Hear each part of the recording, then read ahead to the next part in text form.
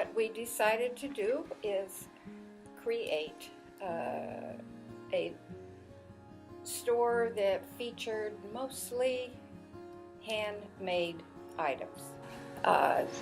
We have a variety of handmade things, from artwork to pottery to jewelry,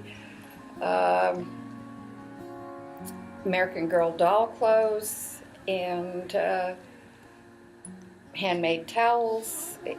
Just pretty much anything you can think of that you can hand make as a craft. We got a little bit of it in here.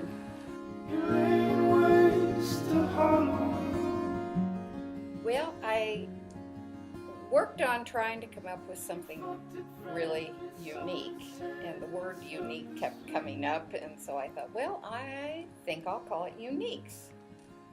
And I got told that Uniques is not a word. There is no plural for unique. And I thought, well, yeah, there is, because each one of my booths is unique.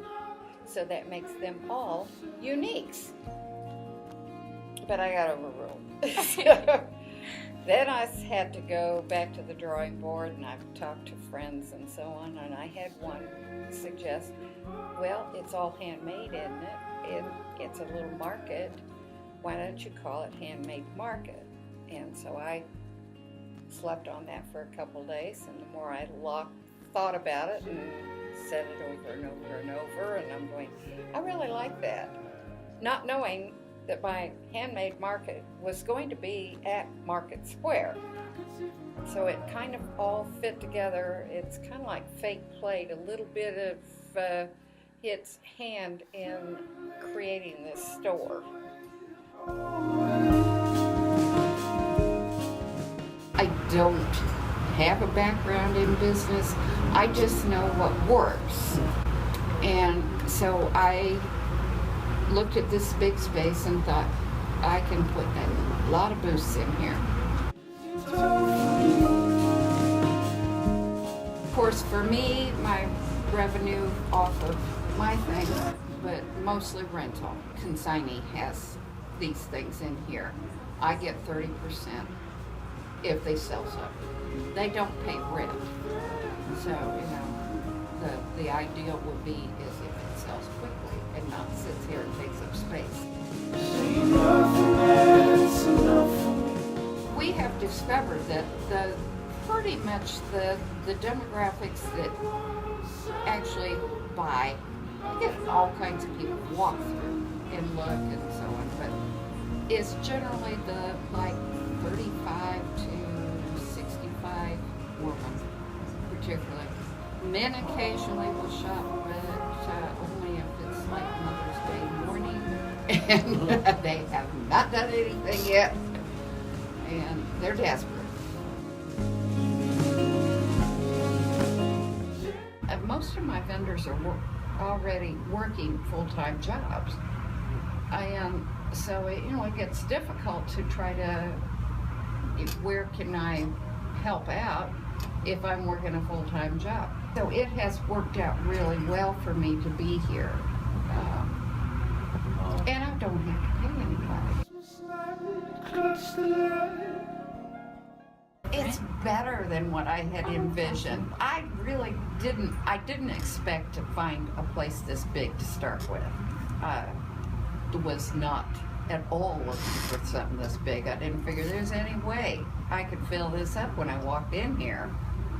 And I don't know that many people. And it has filled up, and we've evolved from some craft things that were kind of, for lack of a better word, tacky, and into like the handmade quilts and the pottery. I'd like in another year's, within the next year's time, to be able to write myself a check too. I'd like to feel like this is an established business. If I turned it over to somebody, it would keep going. It would have enough clientele that people know I'm here and go, yeah, we got to go shopping down at the Handmade Market next weekend.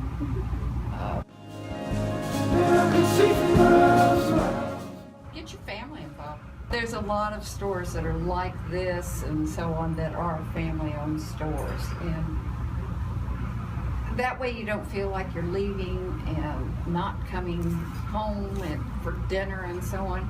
You're all in it together, so you're all got the same requirements and challenges. I'm in a unique situation that I don't have a husband.